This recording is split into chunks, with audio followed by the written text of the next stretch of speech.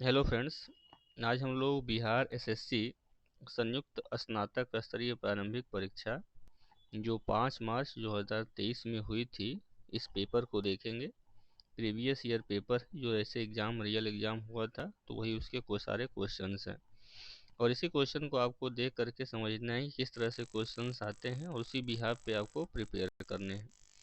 कुछ हम लोग क्वेश्चन देखते हैं कि क्वेश्चन नंबर 1 से कैसे क्वेश्चन पूछे जाते हैं। क्वेश्चन नंबर फर्स्ट यहाँ पे है, 36वें राष्ट्रीय खेल कहाँ हुआ था।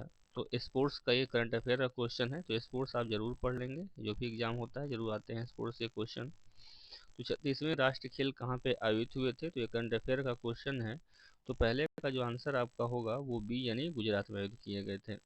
नेक्स्ट है, फैजाबाद से 1857 की क्रांति के नेता कौन थे। फैजाबाद से 1857 जो क्रांति हुई थी उस समय नेता कौन थे। तो इस क्वेश्चन का आंसर जो होगा वो होगा, आप देखिए, मारूफ शाह जफर या फिर हजरत महल या नाना साहेब या मोहम्मद अहमदुल्ला।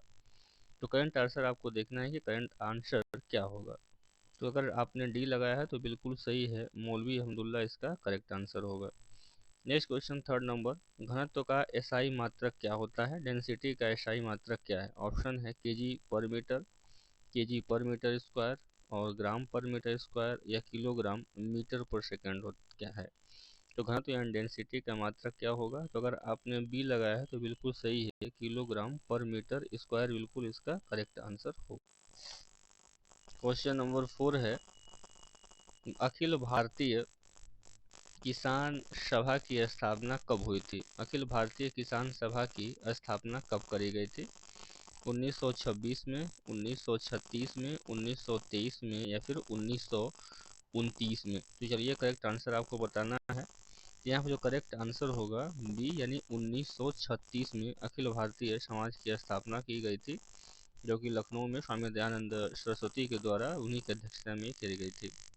नेक्स्ट क्वेश्चन है 5, विंग्स ऑफ फायर्स के लेखक कौन थे। विंग्स ऑफ फायर बुक है, इसके लेखक कौन थे। ऑप्शन है एपीजे अब्दुल कलाम, शशि थरूर, प्रणब मुखर्जी या फिर चेतन भगत। तो चलिए करेक्ट आंसर आपको बताना है कि विंग्स ऑफ फायर किसका है। तो विंग्स और फायर जो होता है, करेक्ट आंसर यहाँ पे होगा वो एपीजे अब्दुल कलाम जी की बुक है, क्योंकि जानते हैं कि उनका नाम मिसाइल मैन भी कहा जाता है और ये भारत के प्रेसिडेंट या राष्ट्रपति भी रह चुके हैं। तो उनके द्वारा ये लिखी गई जो है एक तरह की आत्मकथा है, ऑटोबायोग्राफी है, विंग्स ऑफ फायर।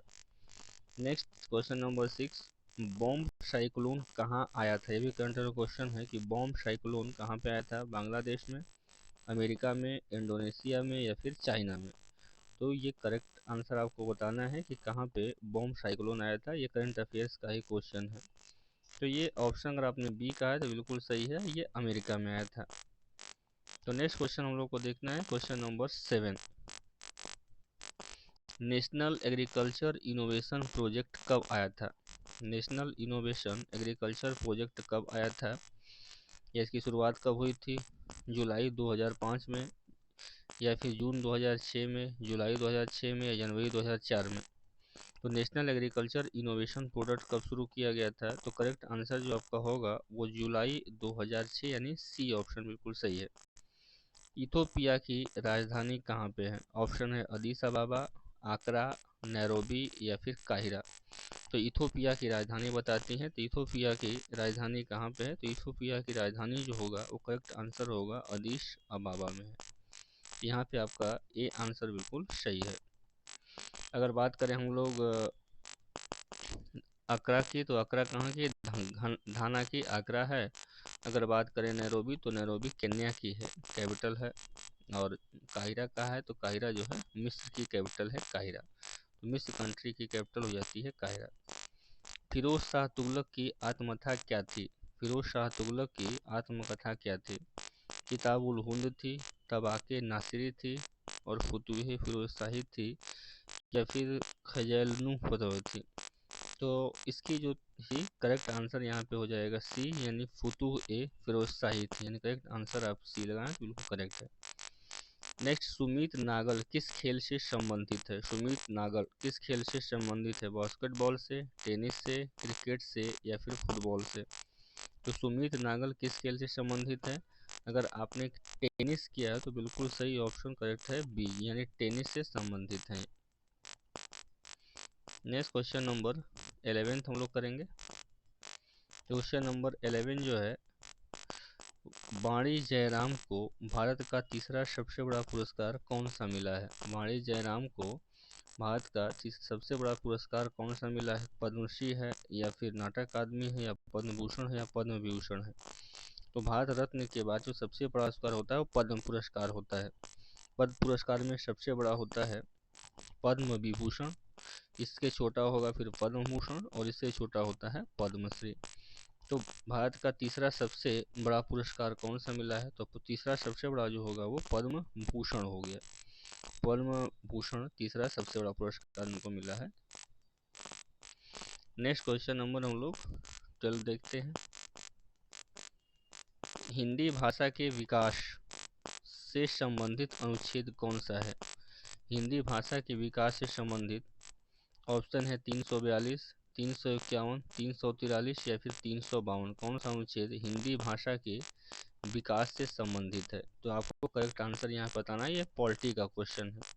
तो करेक्ट आंसर होगा 351 आर्टिकल, जो 351 आर्टिकल है ये आपके हिंदी भाषा के विकास से संबंधित है। अगर हम बात करें आर्टिकल 352 की, तो ये राष्ट्रीय आपात की घोषणा है। 352, 356, 360 आप जानते हैं। इसके बाद अगर हम बात करें 343, तो संघ की राजभाषा से संबंधित है, ये ऑफिशियल लैंग्वेज से संबंधित है। नेक्स्ट हम लोग देखते हैं मौर्यकालीन अभिलेख। मौर्यकालीन जो अभिलेख की लिपि क्या थी? देवनागरी थी, तमिल थी, ब्राह्मी थी, या शारदा थी? मौर्यकालीन जो अभिलेख थे उनकी लिपि क्या हुआ करती थी? मौर्यकालीन अभिलेख की लिपि जो हुआ करती थी वो ब्राह्मी हुआ करती थी। पानी में अस्थायी कठोरता सोडियम के किस यौगिक से दूर की जाती है? पानी की अस्थायी कठोरता को किसके दूर की जाती है? तो पानी की अस्थायी कठोरता को दूर करने के लिए क्या यूज किया है? तो सोडियम कार्बोनेट का हम लोग प्रयोग किया जाता है। तो सोडियम जो है कार्बोनेट का यूज करते हैं Na2CO3, यानी ऑप्शन नंबर ए है। लोदी वंश के संस्थापक कौन थे? बहल लोदी, सिकंदर लोदी, दौलत खान लोदी, या फिर इब्राहिम लोदी? तो आपको बताना है कि लोदी वंश के संस्थापक कौन थे। तो करेक्ट आंसर आपका हो जाएगा ए, यानी बहल लोदी। बहलोल लोदी जो थे वो बहलोल लोदी लोदी वंश के क्या थे? संस्थापक थे। Next question number 16। Fleming left hand rule में अंगूठा किसे दर्शाता है? फ्लेमिंग का जो लेफ्ट हैंड रूल है, फ्लेमिंग के रूल लेफ्ट रूल में क्या दिखाता है? आवेश के प्रवाह की दिशा दिखाता है, चुंबकीय क्षेत्र की दिशा दिखाता है, विद्युत धारा की दिशा दिखाता है, या फिर बल की दिशा दिखाता है? तो चुंबकीय क्षेत्र का जो है बात करें तो ये 16 का डी ऑप्शन यहाँ पे सही है, बल की दिशा को इंगित करता है। बुद्ध चरित के लेखक कौन है? बुक जो है बुद्ध चरित, इसके लेखक कौन है? नागार्जुन साउन, अश्वघोष, अलार कलाम, या फिर पाणिनि? बुद्ध चरित्र के लेखक कौन है? तो यहाँ करेक्ट आंसर आपका हो जाएगा बी, यानी अश्वघोष। भारतीय गन्ना अनुसंधान संस्थान कहाँ पे स्थित है? ऑप्शन है दिल्ली में, आगरा में, लखनऊ में, या फिर देहरादून में? भारतीय गन्ना अनुसंधान केंद्र कहाँ पे? तो करेक्ट आंसर यहाँ पे सी होगा, यानी लखनऊ में भारतीय गन्ना अनुसंधान संस्थान कहाँ पे है? तो लखनऊ में है। नेक्स्ट क्वेश्चन है 19। कीव किसकी राजधानी है? ऑप्शन है रूस की, नॉर्वे की, हंगरी की, या फिर यूक्रेन की? रूस किसकी राजधानी है? तो करेक्ट आंसर आपने लगाया है, तो कीव जो है यूक्रेन की राजधानी होती है। यूक्रेन की राजधानी कहाँ पे है? तो कीव है। तो 19 का डी ऑप्शन बिल्कुल करेक्ट होगा, यानी यूक्रेन की करेंट कैपिटल कहाँ पे होगी? तो कीव हो गई। रूस की आप जानते हैं, रूस की कहाँ पे है? रूस की मॉस्को में है। अगर बात करें नॉर्वे की, जहाँ से नोबेल प्राइज मिलता है, तो नॉर्वे की कैपिटल जो है कहाँ पे है? ओस्लो में है। तो नॉर्वे की कैपिटल ओस्लो हो गई। अगर हंगरी की बात करें तो हंगरी की जो कैपिटल है वो बुडापेस्ट है। तो हम लोग यहाँ पे रिवाइज कर लेंगे, कीव किसकी राजधानी है? तो यूक्रेन की कीव है। रूस की कहाँ है? तो मॉस्को है। और नॉर्वे की कहाँ है? तो ओस्लो है। हंगरी की कहाँ पे है? बुडापेस्ट है। Next question number 20। अंतर्राष्ट्रीय मार्स आइस मैपिंग मिशन किसका है? अंतर्राष्ट्रीय मार्स आइस मैपिंग मिशन किसका है? ऑप्शन है नासा का, इसरो का, सीएसएस का या फिर बीएनएससी का। अंतर्राष्ट्रीय आइस मैपिंग मिशन किसका है? करंट आंसर जो आपका होगा यानी ए नासा का है, ये नासा का ये मिशन है ये। बंगाली भाषा की लिपि क्या होती है? नागरी है, नास्तलिक है या गुरुमुखी है या कुटिल है? बंगाली भाषा की लिपि क्या होती है? तो बंगाली भाषा की लिपि जो होती है वो नागरी लिपि हो गई। 21 का ए ऑप्शन बिल्कुल करेक्ट होगा। नेक्स्ट है क्वेश्चन नंबर 2। आवर्त सारणी में बाएं से दाएं जाने पर विद्युत धनात्मकता पर क्या प्रभाव पड़ता है? आवर्त सारणी पीरियोडिक टेबल में अगर हम लेफ्ट टू राइट जाते हैं, बाएं से दाएं अगर हम जाते हैं तो क्या प्रभाव पड़ता है? घटता है, बढ़ता है, अपरिवर्तित रहता है या पहले घटता है फिर बढ़ता है? तो अगर बात करें तो करेक्ट आंसर आपका हो जाएगा ए यानी घटता है। धनात्मकता पर क्या प्रभाव होगा? धनात्मकता घटती है। नेक्स्ट है क्वेश्चन नंबर 23।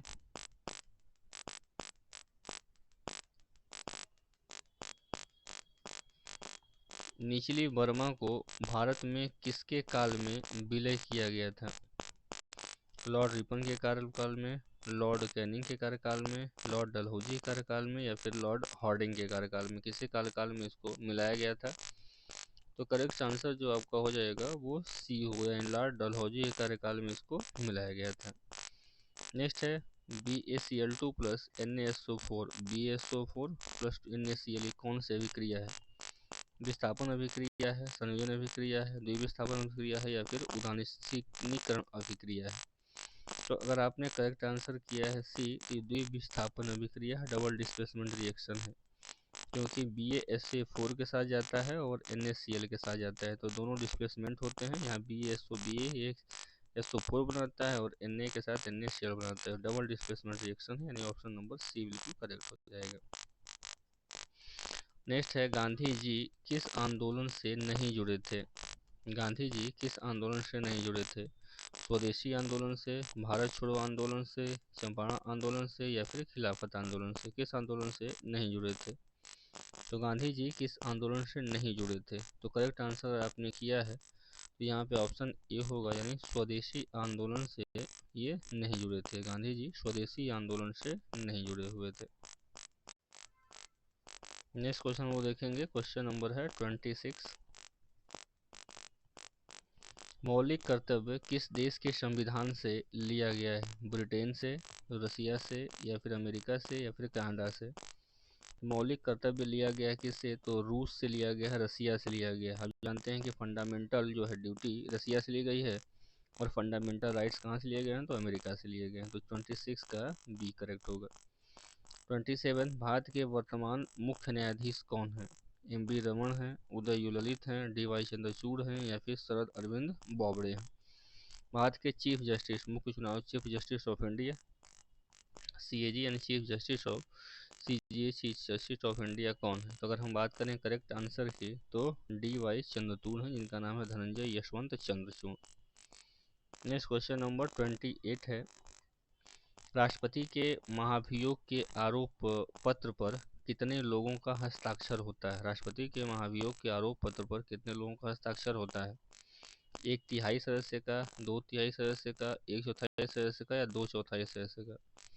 राष्ट्रपति के महाभियोग पर तो करेक्ट आंसर जो है वो सी होगा, यानी 1/4 सदस्य का हस्ताक्षर होता है अभियोग के प्रपत्र पर। राज्यसभा में सभापति और उपसभापति के अनुपस्थित होने पर सदन की अध्यक्षता कौन करता है? राज्यसभा में अगर दोनों अनुपस्थित रहें तो स्पीकर करेगा या डिप्टी स्पीकर करेगा या संसदीय कार्य मंत्री करेगा या फिर उपसभापति पैनल का सदस्य करेगा? तो करेक्ट आंसर जो होगा आपका डी होगा, उपसभापति पैनल का जो सदस्य होगा वही कार्रवाई करेगा, यदि सभापति उपसभापति दोनों नहीं रहते हैं तो। नेक्स्ट क्वेश्चन वो देखेंगे 30 और 31।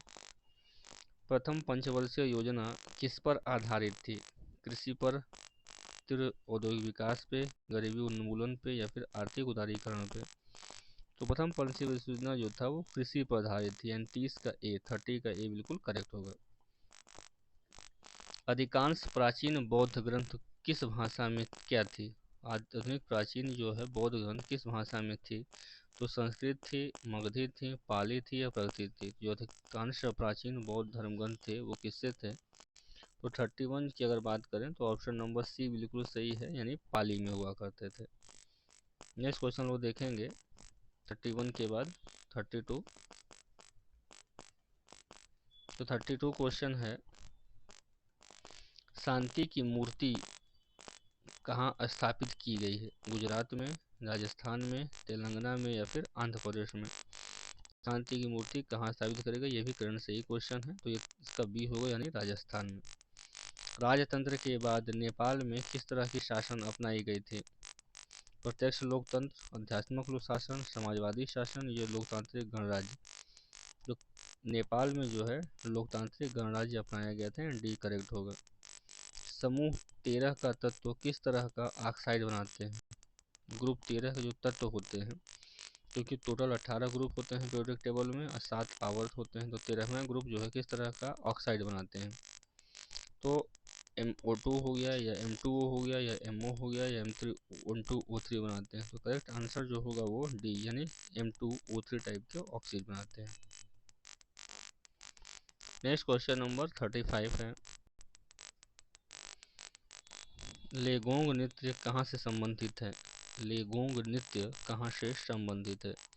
ऑप्शन है इंडोनेशिया से, इराक से, ब्राज़ील से या फिर मिस्र से। तो ये करेक्ट आंसर होगा इंडोनेशिया से। लेगोंग जो नृत्य है वो कहाँ से? इंडोनेशिया से। किस अनुच्छेद के तहत राष्ट्रपति मौलिक अधिकारों के हनन पर न्यायालय जाने से रोकता है? राष्ट्रपति जो है मौलिक अधिकारों के हनन पर न्यायालय जाने से रोकता है। 359 में, 358 में, 352 में, 365 में? तो करेक्ट आंसर जो होगा यहाँ पे वो 359 में, आर्टिकल 359 के अंतर्गत ये होता है।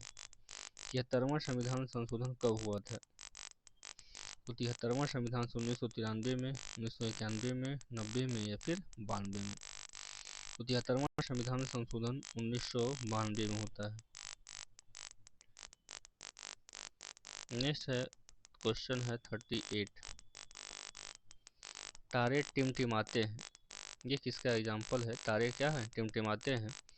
अगर बात करें 38 की, तो प्रकाश के परावर्तन के द्वारा, प्रकाश के अपवर्तन के द्वारा, प्रकाश के वर्ण विक्षेपण द्वारा या प्रकाश के प्रकीर्णन के द्वारा? तो तारे टिमटिमाते हैं। तो तारे टिमटिमाते हैं, टिमटिमाते तो नहीं, डिलेमा होता है, यानी प्रकाश के अपवर्तन के द्वारा, प्रकाश के अपवर्तन के द्वारा जो होता है वो तारे टिमटिमाते हैं, दिखाई प्रतीत होते हैं। तो ये बिल्कुल जो है प्रकाश के अपवर्तन की घटना से होगा। नेक्स्ट है, दोपहर झील कहाँ पे स्थित? दीपोर झील, दीपोर जो झील है, दीपोर लेक कहाँ पे स्थित है? उड़ीसा में, मेघालय में, असम में या फिर मणिपुर में? दीपोर झील कहाँ पे स्थित है?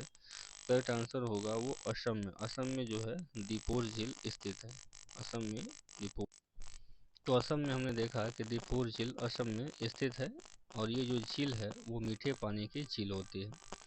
नेक्स्ट क्वेश्चन हम लोग देखेंगे 39, एनीमिया रोग किस कमी से होती है? एनीमिया रोग आयरन की कमी से, या फिर आयोडीन की कमी से, कैल्शियम की कमी से या पोटेशियम की कमी से? एनीमिया रोग किसकी कमी से होती है? तो करेक्ट आंसर यहाँ पे ए होगा, यानी आयरन की कमी की वजह से ही एनीमिया रोग होती है। नेक्स्ट है क्वेश्चन नंबर 41, निम्नलिखित में से किस राष्ट्रीय उद्यान का युगल सही है? कान्हा मंडला में, इंद्रावती दंतेवाड़ा में, बांधवगढ़ उमरिया में या कुनो छिंदवाड़ा में? करेक्ट आंसर तो अगर आप बात करें तो कान्हा जो है मंडला मध्य प्रदेश में है, तो ये बिल्कुल सही है। इंद्रावती दांतेवाड़ा छत्तीसगढ़ में है, भी बिल्कुल सही है। अगर बात करें बांधवगढ़ की, उमरिया मध्य प्रदेश में पड़ता है, ये भी सही है बांधवगढ़। कूनो छिंदवाड़ा बिल्कुल गलत है, क्योंकि कूनो जो होता है मध्य प्रदेश के श्योरपुर में है, कूनो नेशनल पार्क। तो ये छिंदवाड़ा नहीं बल्कि कहाँ पे है? श्योरपुर में है। नेक्स्ट हम लोग देखेंगे क्वेश्चन नंबर 42, भारत शासन अधिनियम 1919 में क्या शामिल है? क्या शामिल था भारत शासन 1919 में? ऑप्शन है संघीय राज्य की व्यवस्था, द्विसदनीय विधानमंडल व्यवस्था, प्रांतों की द्वैध शासन की व्यवस्था या केंद्र में द्वैध शासन प्रणाली का आरंभ? तो चलिए करंट राशन बताइए कि भारत शासन अधिनियम में क्या है? तो प्रांतों में द्वैध शासन की जो व्यवस्था थी वही है, यानी सी ऑप्शन बिल्कुल करेक्ट होगा। नेक्स्ट क्वेश्चन हम लोग देखेंगे 43। निम्नलिखित में से कौन सा पार्थिव ग्रह है? मंगल, बृहस्पति, शनि या फिर अरुण? कौन सा पार्थिव ग्रह है? तो आप करेक्ट आंसर बताइए। तो पार्थिव ग्रह को ही आंतरिक ग्रह भी कहा जाता है।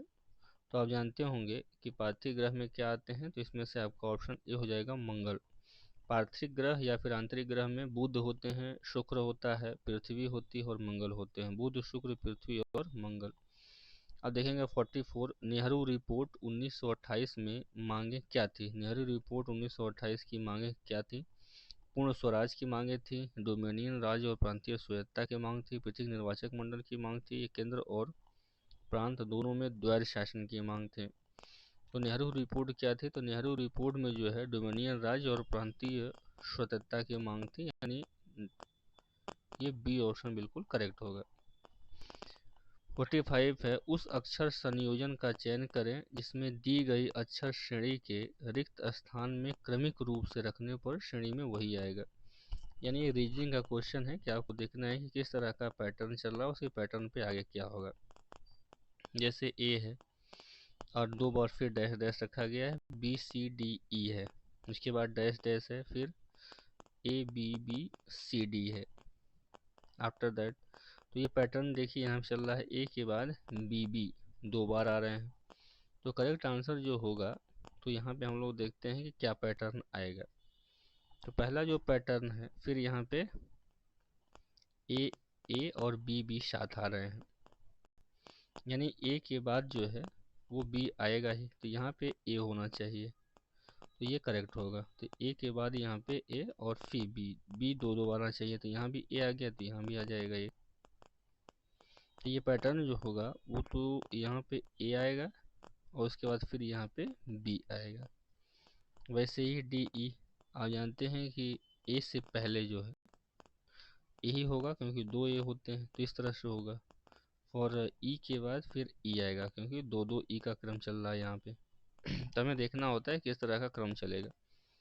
तो करेक्ट आंसर जो यहाँ पे होगा A B E, A B E और ए ई। तो ये ऑप्शन ए बिल्कुल करेक्ट होगा। 46। आयकर की सीमा को बढ़ाकर कितना कर दिया गया है? 5 लाख, 6 लाख, 7 लाख या फिर 3 लाख? आयकर यानी इनकम टैक्स बढ़ा करके 7 लाख तक कर दिया है। 7 लाख तक आपको कोई टैक्स नहीं देना है, टैक्स फ्री है।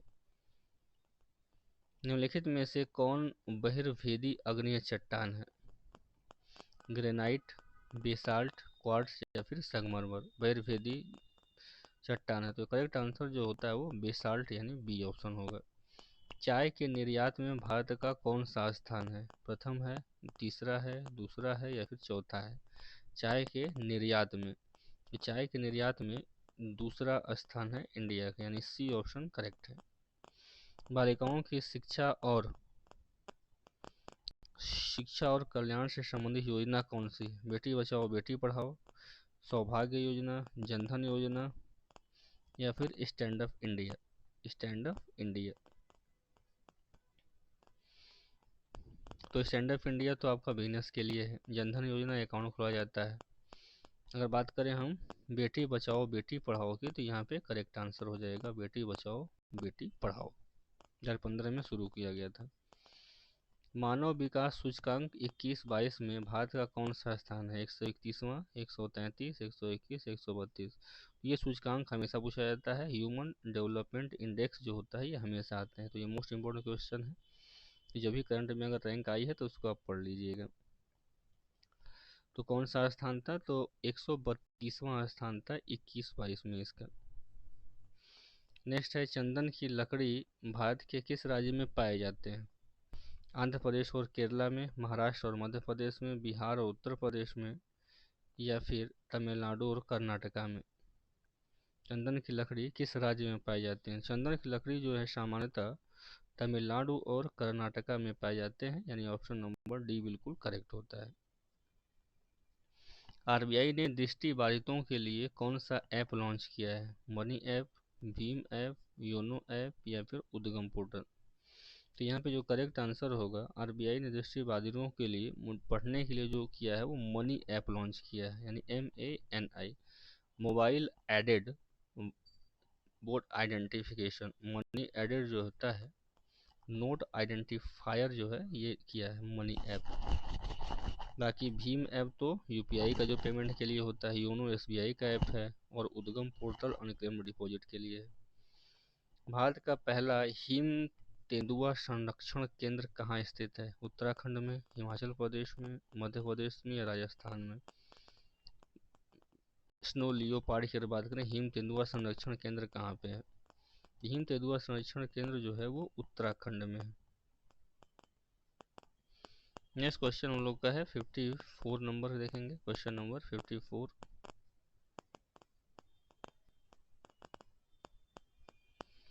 दूध से दही दूध से दही बनाने में कौन सा सहायक होता है? फंगस होते हैं, राइबोजियम होते हैं, लैक्टोबैसिलस होता है, या फिर इनमें से कोई नहीं?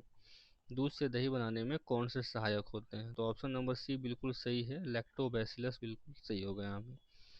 सुजीत जहाज कहाँ से लॉन्च किया गया था? सुजीत जहाज कहाँ से लॉन्च किया गया था? महाराष्ट्र से, गुजरात से, गोवा से, या फिर कर्नाटका से? तो सुजीत को गोवा से लॉन्च किया गया था दिसंबर 2020 में। भोजपुरी का शेक्सपियर किसे कहा जाता है? रामधारी सिंह दिनकर को, राम वृक्ष बेनीपुरी को, भिखारी ठाकुर को, या विद्यापति को? भोजपुरी का शेक्सपियर किसे कहा जाता है? तो भिखारी ठाकुर को भोजपुरी का शेक्सपियर कहा जाता है। वे भोजपुरी गीतों और नाटकों की रचना किया है और सामाजिक कार्यों के लिए प्रसिद्ध है। एफडीआई प्राप्तकर्ता में भारत का कौन सा स्थान है? एफडीआई प्राप्तकर्ता में भारत का कौन सा स्थान है? ऑप्शन है 5वां, 6ठा, 7वां, या फिर 8वां? तो एफडीआई फ्लो की बात करें तो अंकटाड ये रिपोर्ट देता है, अंकटाड रिपोर्ट देता है, तो एफडीआई इनफ्लो में भारत का जो रैंक है वो 7वां रैंक है। एफडीआई में 7वां रैंक है। मानव विकास रिपोर्ट 2022 के अनुसार निम्न में से किसका प्रति व्यक्ति आय अधिक होगा? मालदीव का, भूटान का, बांग्लादेश का, या फिर भारत का? किसका अधिक होगा? प्रति व्यक्ति आय किसका होगा? तो अगर बात करें 59 का, तो मालदीव का इसमें से सभी से में किसका अधिक है? प्रति व्यक्ति आय सबसे ज़्यादा मालदीव का ही है। एक क्वेश्चन हम लोग देखेंगे यहाँ पे कि हरे पौधे क्या हैं? उत्पादक हैं, शाकाहारी हैं, मांसाहारी, या फिर इनमें से कोई नहीं? तो हरे पौधे जो होते हैं प्रोड्यूसर होते हैं, ये उत्पादक होते हैं, इसी पे सभी डिपेंड करते हैं। हरे पौधे अपना स्वयं भोजन बनाते हैं, इसलिए ये उत्पादक कहलाते हैं। तो अगला हम लोग क्वेश्चन देखेंगे 60। मानव भूगोल के पिता किसे कहते हैं? ह्यूमन ज्योग्राफी के पिता किसे कहते हैं? पोलिडोनियम को, बिरला डी ब्लॉक को, हिकाटियस को, या फिर इरेटोस्थनीज को? तो भूगोल के पिता कहा जाता है विडॉल डी ब्लॉस को कहा जाता है, यानी ऑप्शन बी बिल्कुल सही है। अशोक के समय चीन का शासक कौन था? तुरायाय थे, झोउ थे, मिंगयोंगजोंग थे, या शिंगजुआंग थे? अशोक के समय चीन का शासक कौन हुआ करता था? तो चीन का शासक जो थे वो उस समय सिंग हुआंग तीन थे, यानी ऑप्शन नंबर जो होता है वो डी बिल्कुल करेक्ट होगा। ऑपरेशन फ्लड किससे संबंधित है? ऑपरेशन फ्लड किससे संबंधित है? खाद्यान्न उत्पादन से है, दूध उत्पादन से है, कपास उत्पादन से है, चीनी उत्पादन से है? तो ऑपरेशन फ्लड जो है वो दूध उत्पादन से संबंधित है, मिल्क प्रोडक्शन से संबंधित होता है। ऑप्शन नंबर हम लोग नेक्स्ट क्वेश्चन है 63। 4 अक्षर समूह दिए गए हैं जिनमें से कि 3 किसी तरह से समान है और एक भिन्न है, तो उसी भिन्न अक्षर को हमें छांटना है। तो 4 दिए गए हैं, इसमें से कोई ना कोई जो है भिन्नता है, एक दूसरे से भिन्न है, तो उसको हमें छांटना है कि कौन सा इसमें से भिन्न है। तो इसमें से कौन सा ऑप्शन देखिए कि क्या बिल्कुल भिन्न है, वही हम लोगों का क्या हो जाएगा, आंसर हो जाएगा। अगर आपने ऑप्शन किया होगा यहाँ पे ऑप्शन नंबर अगर किया है सी, तो बिल्कुल सही है, यहाँ पे सी ऑप्शन आएगा, यानी NRJQ। बाकी सबका तो सेम चल रहा है, ये सी होगा। भारत में कोविड का लेटेस्ट वेरिएंट कौन सा है? भारत में जो कोविड का लेटेस्ट वेरिएंट कौन सा है? तो BF9, जिसमें कोविड के टाइम का है, तो BF7 चल रहा था उस समय। नेक्स्ट क्वेश्चन जो हम लोग देखेंगे 65 का है कि यदि दर्पण को दी गई आकृति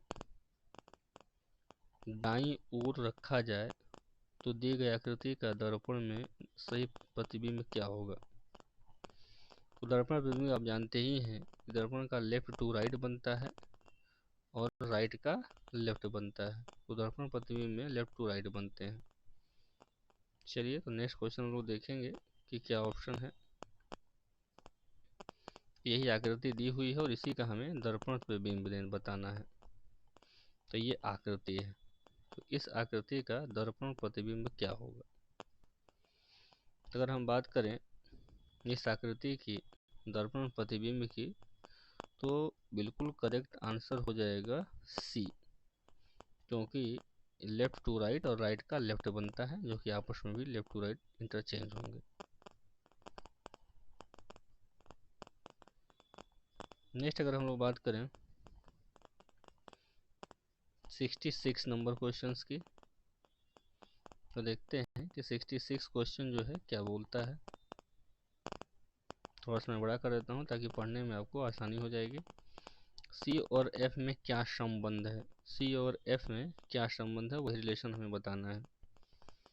तो सी इक्वल टू, तो हम लोग इस फार्मूले को देखते हैं जो कि सेल्सियस से फ़ारेनहाइट या फ़ारेनहाइट से सेल्सियस केल्विन चेंज किया जाता है। तो यहाँ पे जो फार्मूला हो जाएगा F equal to 5/9 9/5 C plus 32। F equal to 9/5 C plus 32, यानी डी ऑप्शन बिल्कुल यहाँ पे करेक्ट हो जाएगा। प्राकृत भाषा की उत्पत्ति किससे हुई है? अर्ध मगधी से, डोगरी से या फिर मराठी से? प्राकृत भाषा की उत्पत्ति किससे हुई है? तो करेक्ट आंसर है अर्ध मगधी से प्राकृत भाषा की क्या हुई है? उत्पत्ति हुई है। नेक्स्ट क्वेश्चन हम लोग 68 देखेंगे। तो 68 क्वेश्चन है, तो इस समीकरण का बनाया गया है कि समीकरण को संतुलित करने के लिए दो चिन्हों को आपस में बदलेंगे तो कौन सा समीकरण जो है सम्मिलित हो जाएगा, यानी यहाँ पे 4 आना चाहिए इसको चेंज करने के बाद, क्योंकि इसको किससे चेंज करना है। तो अगर करेक्ट आंसर की बात करें तो यहाँ पे ए ऑप्शन सही होगा, यानी मल्टीप्लिकेशन को प्लस से और प्लस को मल्टीप्लिकेशन से अगर चेंज करते हैं तो यहाँ पे ये समीकरण सही माना जाएगा। पश्चिमी घाट के उत्तरी भाग को क्या कहते हैं? मालाबार, कोंकण, पाल घाट या फिर थाल घाट कहा जाता है। पश्चिमी घाट के उत्तरी भाग को क्या कहते हैं? तो पश्चिमी घाट के उत्तरी भाग को कोंकण कहा जाता है। ये मुंबई तथा गोवा के भाग होते हैं, कोंकण कहा जाता है। 3 क्रमागत समप्राकृतिक संख्याओं का योगफल 54 है, तो वह संख्या क्या होगी? 3 प्राकृतिक जो है सम संख्याओं का योग क्रमागत है, तो आप मान सकते हैं x+2 और x+4 ऐसे मानते चलेंगे, फिर उसका एवरेज निकाल करके बता सकते हैं। जोड़ेंगे तो उनका एवरेज दिया गया है 54 है। तो करेक्ट आंसर मैं यहाँ पे बता दे रहा हूँ, आप घर पे लगाइए, क्योंकि मैं यहाँ पे लगाऊंगा तो यहाँ पे बहुत सारा समय लगेगा। ये क्वेश्चन जो आंसर होगा वो बी होगा, यानी 16, 18 और 20 आएगा। यही ऑप्शन बी बिल्कुल सही होगा। नेक्स्ट है क्वेश्चन नंबर 71। यदि 6 अंकों की संख्या 2546 BC हो और जो 3 से पूर्ण विभाजित है तो B प्लस C का वैल्यू क्या होगा? 6 अंकों की संख्या है, यही वाली संख्या है, को 3 से पूरी तरह से विभाजित हो जाती है, तो B और C का क्या होगा? तो हम जानते हैं कि 3 से पूर्णतः विभाजित होने का मतलब होता है कि ये जो इसका 6 अंकों का योग जो आएगा वो 3 से विभाजित होना चाहिए, 3 से कटना चाहिए। जो करेक्ट आंसर यहाँ पे आएगा वो B प्लस C यानी 1 आ जाएगा। यहाँ पे ए आंसर करेक्ट आ जाएगा। 3 वर्ष पूर्व एक शहर की जनसंख्या 2,50,000 थी, यदि 3 वर्ष में यह 4%, 3% और 6% बढ़ती है तो शहर की नई जनसंख्या क्या होगी। यानी 2,50,000 थी और बढ़ती चली जाती है, यानी पहले साल में 4%, दूसरे साल में 3% और तीसरे साल में 6% बढ़ती है तो फिर नेक्स्ट जनसंख्या क्या होगी, यही हमें बताना है। तो अब मैथ का है क्वेश्चन, अगर हम लगाएंगे तो काफ़ी समय लगेगा, तो आप लगा सकते हैं। मैं यहाँ पे आंसर बता दूंगा। करने का ट्रिक क्या है कि आप करेंगे 2,50,000, उससे फिर मल्टीप्लाई करेंगे, बढ़ रही है तो 104/100, फिर 103/100, फिर 106/100 गुणा करके लिख लेंगे। तो करेक्ट आंसर आ जाएगा 2,83,868। 2,83,868, यानी डी ऑप्शन सही हो जाएगा। नेक्स्ट है, यदि 2 अंकों की एक संख्या को पलट दिया जाए तो वह स्वयं का 4/7 हो जाती है। यदि दोनों अंकों का अंतर 3 है तो वह संख्या क्या होगी। तो यहाँ आपको बताना है कि ये अंकों से संबंधित है। तो इस अगर क्वेश्चन को आप लगाएंगे, मैं ऑप्शन यहाँ बता देता हूँ कि क्या ऑप्शन होगा। तो ऑप्शन यहाँ पे देखेंगे 4 ऑप्शन दिए गए हैं, इसी में से कोई ना कोई ऑप्शन आपका बिल्कुल करेक्ट होगा। तो करेक्ट आंसर अगर हम बात करें कि सॉल्व करने के बाद क्या आएगा, तो सॉल्व करने के बाद जो है ये करेक्ट आंसर आपका 63 आएगा। करेक्ट आंसर ये होगा, यानी 63। 74 क्वेश्चन है, 2 वर्षों में साधारण ब्याज और चक्रवृद्धि ब्याज का अंतर 63 है, तो मूलधन ज्ञात क्या होगा। यदि दर प्रतिशत क्या है, 10% दिया हुआ है। तो 2 वर्षों का साधारण ब्याज चक्रवृद्धि ब्याज का अंतर 63 है, तो मूलधन क्या होगा, और रेट ऑफ इंटरेस्ट दिया हुआ है 10%। तो 2 वर्षों के लिए CI माइनस SI का फार्मूला क्या होता है, तो CI minus SI equal to PR² 10,000। इससे आप निकालेंगे तो करेक्ट आंसर आएगा 6300, यानी 6300 रुपये आंसर आ जाएंगे। 3 वस्तुओं के खरीद पर 2 वस्तु मुफ्त है तो छूट का प्रतिशत ज्ञात करिए। 3 वस्तु के खरीदने पर 2 वस्तु मुफ्त है, तो परसेंटेज क्या होगा, 25%, 60%, 40% या 30%। तो 75 का आपको करेक्ट आंसर बताना है। तो करेक्ट आंसर जो यहाँ पे होगा वो होगा 40%। 40% उसका आंसर आएगा। एक शहर की जनसंख्या इतनी है, यानी 2.5 सैकड़ा हज़ार 10,000 लाख 1 लाख है, तो 10% की वृद्धि दर से 2 वर्ष बाद शहर की जनसंख्या क्या हो जाएगी। तो अगर हम बात करें शहर की जनसंख्या क्या हो जाएगी, तो करेक्ट आंसर जो यहाँ पे होगा वो है 1,21,000 हो जाएगी, यानी डी ऑप्शन बिल्कुल क्या है, सही हो जाएगा। नेक्स्ट है क्वेश्चन नंबर हम लोग का 77।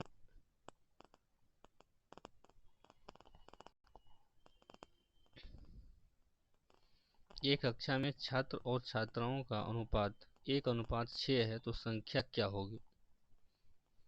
छात्र और छात्रा का अनुपात 1:6 है तो संख्या क्या होगी। तो छात्र और छात्राओं की संख्या क्या होगी। एक कक्षा में छात्र और छात्राओं की जो संख्या का अनुपात है 1:6 है।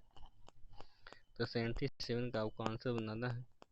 अगर बात करें कि छात्र पर छात्राओं की कुल संख्या क्या हो जाएगी, तो कुल संख्या अगर हम बात करें 7 है, तो छात्र और छात्राओं की कुल संख्या हमेशा 7 के गुणज में ही आएगी। तो जो उत्तर विकल्प है तो 7 के गुणज में आएगी, तो हमेशा 63 ही होगा अगर इस ऑप्शन के हमको सॉल्व करना है, क्योंकि यहाँ पे क्वेश्चन आपका अधूरा है। तो यहाँ से हमें ऑप्शन से सॉल्व करना होगा कि टोटल अगर बात करें तो 6 और 1 यहाँ पे 7 होगी, और हमेशा जो होगी संख्या वो 7 के गुणज में ही आएगी, तो ये 63 ऑप्शन होगा। उन संख्या का अनुपात जांच कीजिए जिसका कि अंतर 55 है और प्रथम संख्या दूसरी संख्या का 3/8 हो, तो दूसरी संख्या क्या होगी। तो प्रथम संख्या मान लीजिए x है, दूसरी संख्या मान लीजिए x+55 है, तो इस तरह सॉल्व करेंगे तो करेक्ट आंसर आपका आ जाएगा 88, यानी सी ऑप्शन सही होगा। 79 कहता है 72 divided by 3 into 0.65 plus 15.5 minus 5 equal to क्या हो जाएगा। तो 77 कब आएंगे 26.1, यानी 79 का पहला ऑप्शन बिल्कुल करेक्ट होगा।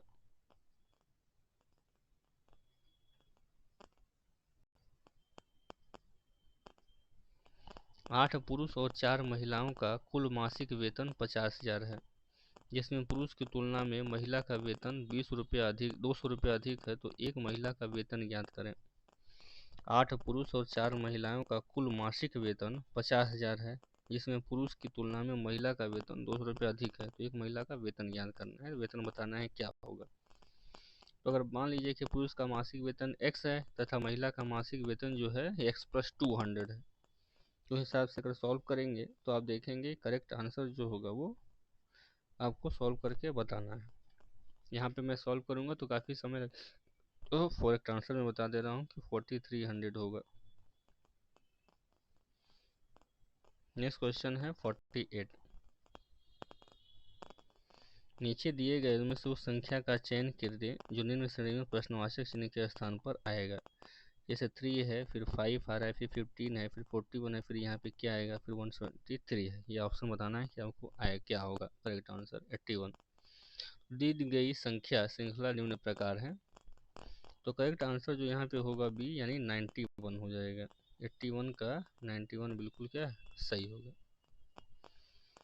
3 इंटू 5 14 इंटू 2 इंटू 7 12 इंटू 16 23 के कुल गुणनखंडों की संख्या ज्ञात करिए। कुल गुणनखंडों की संख्या क्या होगी, तो 30 71 अगर हम बात करें तो ए बिल्कुल सही हो जाएगा। ए एक कार्य का 1/5 भाग 4 दिन में और बी उसी कार्य का 7 भाग 5 दिन में करता है। यदि वे एक साथ काम करें तो 21 रुपये मिलता है, तो ए का हिस्सा क्या होगा। तो ए के हिस्से की अगर हम बात करें तो करेक्ट आंसर जो आपका होगा वो सी यानी बिल्कुल सही है, 77 होगा। ए का हिस्सा जो होगा वो क्या होगा, 77। 5 संतरे को 3 रुपए में खरीदता है और 5 रुपए में 5 बेचता है, तो उस 50 का लाभ के लिए कितना संतरा बेचना होगा। 50 के लाभ के लिए कितना संतरा उसको बेचना होगा। 5 संतरे को 3 रुपए में खरीदता है, तो अगर इस सॉल्व करिएगा तो क्वेश्चन इसका जो करेक्ट आंसर होगा 125 यानी 125। 10 पैसे के 500 सिक्के, 50 पैसे के 2200 सिक्के, और इसमें से 10% सिक्के 10 पैसे के और मुझे 50 पैसे के निकाले गए, तो कुल कितने परसेंट सिक्के निकाले गए। तो करेक्ट आंसर होगा 22.22, ये बिल्कुल सही होगा। नेक्स्ट क्वेश्चन है 86। इनमें से कौन सा अलग है, क्रिकेट, हॉकी, टेनिस या फिर टेबल टेनिस। इनमें से कौन सा अलग है। अगर देखेंगे कि जो घर के बाहर खेले जाते हैं, टेनिस जो है पूर्णतः घर के अंदर ही खेला जाता है, तो टेनिस घर के अंदर खेले जाते हैं। बाकी क्रिकेट हुआ, हॉकी हुआ, टेबल टेनिस के घर से बाहर खेले जाते हैं, तो सी बिल्कुल सही आंसर होगा। तो टेबल टेनिस पूर्णतः जो है घर के अंदर होगा। टेनिस या फिर हम लोग टेबल टेनिस की बात करेंगे, टेबल टेनिस यहाँ पे करेक्ट आंसर होगा। तो यहाँ पे आप करिएगा डी ऑप्शन, ये सी नहीं बल्कि डी ऑप्शन टेबल टेनिस। तो 87 दिए गए त्रिभुजों की संख्या क्या होगी। त्रिभुजों की संख्या हमें बतानी है, तो काउंट करिए और बताइए चलिए कितनी होगी। तो त्रिभुजों की संख्या यहाँ पे 14 यानी 14 होगी।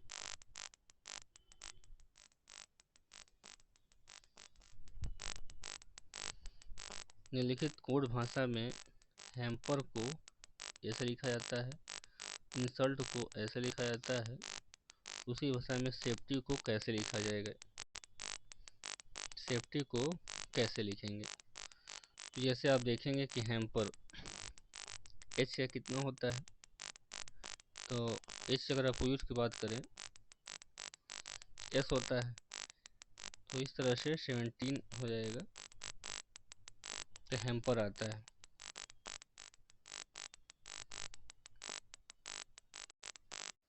तो यहाँ से हम लोग देखेंगे कि रीजनिंग के क्वेश्चन हैं कैसे यहाँ पे सॉल्व होगा। तो एच का जो अपोजिट है वो एस होता है, और एस कितने नंबर पे है, तो एस देखेंगे तो 19 नंबर पे है, और एस 19 में अपोजिट अगर देखेंगे एच का एस होता है, उसमें -2 करना है, तो यानी टू प्लस मल्टीप्लाई हो रहा है, -2 हो रहा है प्लस मल्टीप्लाई हो रहा है। तो करेक्ट आंसर जो होगा यहाँ पे 6 2 19 10, यानी 6 हो जाएगा, फिर 2 होगा, फिर 19 होगा, 10 होगा, यानी डी ऑप्शन बिल्कुल सही होगा। तो यहाँ पे -2 हो रहा है और फिर मल्टीप्लाई 2 हो रहा है। 4 संख्याएं दी गई हैं जिनमें से कि 3 किसी प्रकार समान है, तो जो भिन्न है उसी को हमें छांटना है। देख रहे होंगे 5 4 3 2, 6 3 2 1, 6 3 1 8 और 1 6 5 2।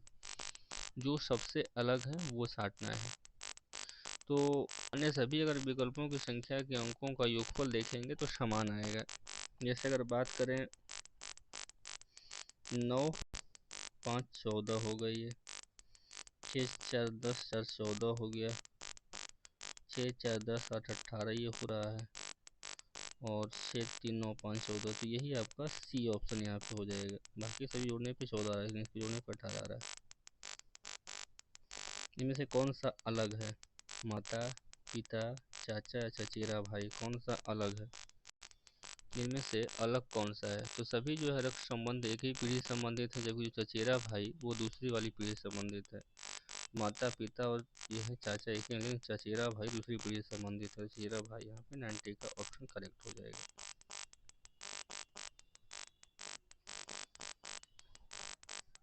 वर्गों की संख्या क्या होगी? इसमें कितने स्क्वायर हैं, वर्ग हैं, बताना है। तो आपको चलिए बताइए कितने वर्ग हो गए। तो वर्ग निकालना होगा। अगर आप निकालेंगे तो 30 आएंगे, यानी 30 आएंगे। करेक्ट आंसर हो जाएगा 30। नेक्स्ट क्वेश्चन हम लोग देखेंगे 92। ये रीजनिंग का ही क्वेश्चन है। उस विकल्प का चयन करें जो तीसरे अक्षर समूह से ठीक उसी प्रकार संबंधित है जिस प्रकार दूसरा अक्षर समूह पहले अक्षर से संबंधित है। तो उसी चयन करना है जो तीसरे अक्षर समूह से ठीक उसी प्रकार संबंधित है जिस प्रकार से दूसरे अक्षर समूह से पहले अक्षर समूह संबंधित है। तो 92 जो है, जैसे अगर देखा जाए तो BY, DW और UF और HS विपरीत अक्षर हो रहे हैं, अपोजिट अक्षर है। CX FU, तो ये अपोजिट अक्षर वाले ही यहाँ पे आएंगे। तो RI होता है और PK होता है, तो बिल्कुल B सही हो जाएगा। B ऑप्शन क्या है, सही हो जाएंगे। कौन सा अलग है? रुई, ऊन, लकड़ी या फिर प्लास्टिक? कौन सा अलग है? अगर देखेंगे कि प्लास्टिक के अलावा बाकी सभी प्राकृतिक वस्तुएं हैं। प्लास्टिक जो है प्राकृतिक नहीं होता है, बाकी सभी नेचुरल चीज़ें हैं। किसी निश्चित कोड भाषा में फॉरवर्ड को कैसे लिखा जाता है? तो उसी कोड भाषा में न्यूमेरल को कैसे लिखा जाएगा? जो फॉरवर्ड है उसको लिखा जाता है। यानी अगर बात करें, देख रहे हैं यहाँ पे F जो होता है ये एक घट करके E हो जाता है, O एक बढ़ करके P हो जाता है। तो एक घट रहा है, एक बढ़ रहा है। इसके हिसाब से देखा जाए तो N जो है N घट करके L हो जाता है, यानी D ऑप्शन बिल्कुल सही है।